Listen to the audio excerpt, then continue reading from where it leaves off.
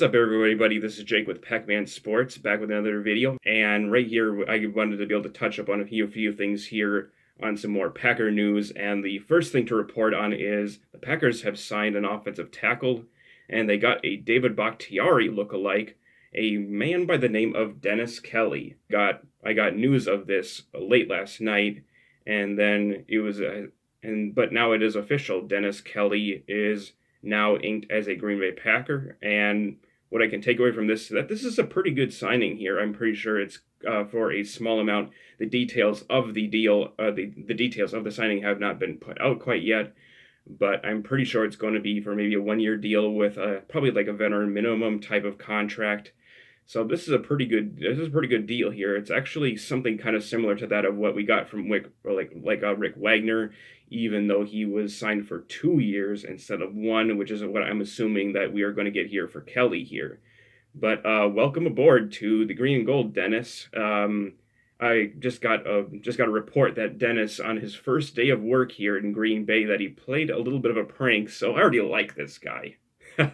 I'm pretty sure he's going to have a blast here in Green Bay, playing for the Green and Gold, and potentially for a Super Bowl championship. And the offensive tackle group looking up so far too.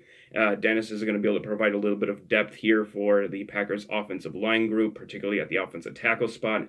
For those of you that don't know anything about Dennis, Dennis has been a backup right tackle for the most part for most of his career. He started out his first bit of a tenure with the Philadelphia Eagles before being traded to the Tennessee Titans, and which he spent most of his time as a backup, but did start for some of those times whenever there was injury problems with Jack Conklin, and then there was Isaiah Wilson, who was a little bit of a headache for the organization, and then he was out. And then Dennis Kelly filled in pretty admirably for those guys whenever they were out with injuries, because David Bakhtiari, our left tackle, is set to go on the PUP list to begin the start of training camp and may not be ready week 1 to be able to start at left tackle. So Billy Turner may have to go from right tackle to play left.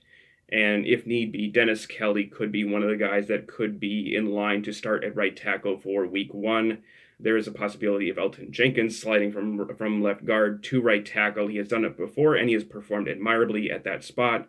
So this just ensures some competition to be able to get a good starting right tackle for week 1, just in case David can't go and Billy needs to be able to kick from the right side to the left side if need be. So this is a very good, smart signing again by the Green Bay Packers. Love the signing, and this is a very, very good thing to report yet again on the Green Bay Packers, and we are ready to roll for training camp, which started yesterday, so go Packers.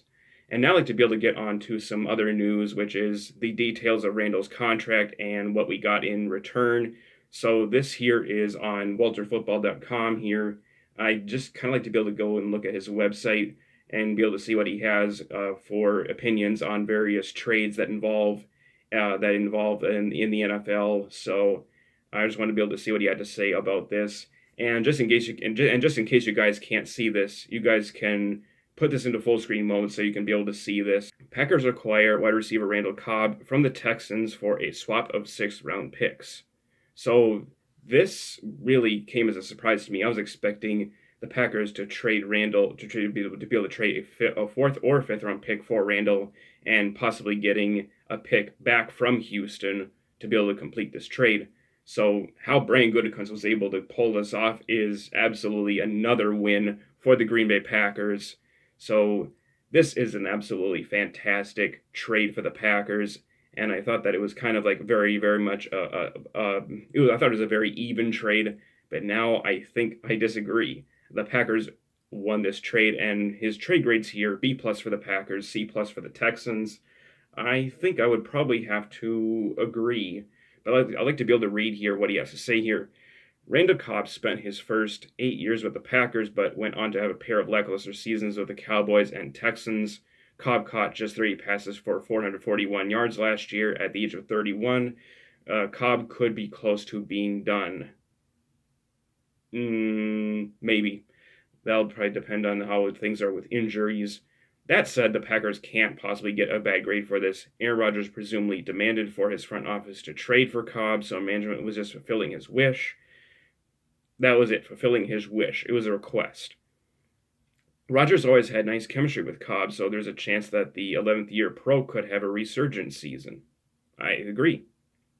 Furthermore, the Texans have agreed to pay part of Cobb's salary, so the Packers won't be on the hook for much beyond the 6th round pick. So that kind of explains it. For the Texans, this is a subpar deal. I'm fine with them moving Cobb for a 6th round pick because they traded for Anthony Miller and have no chance of being competitive this year. But paying Cobb's salary is not ideal. And right here, you can kind of vote on here, go down here, and you can vote on who won this trade. I'm going to put my vote in for the Packers, and the majority agree with me. So obviously the 14%, I'm not sure what they're thinking here. This is a pretty big win here for the Green Bay Packers because this reunites Randall and Aaron back together again. They have such great chemistry, and I'm very excited to see what the two can do together. And just being able to see Randall back in green and gold is just absolutely a great thing to be able to see. And now on to Randall's deal here. Hopefully you can see the numbers here pretty well, but like I said, feel free to be able to put this into full screen mode just in case you can't see the numbers here.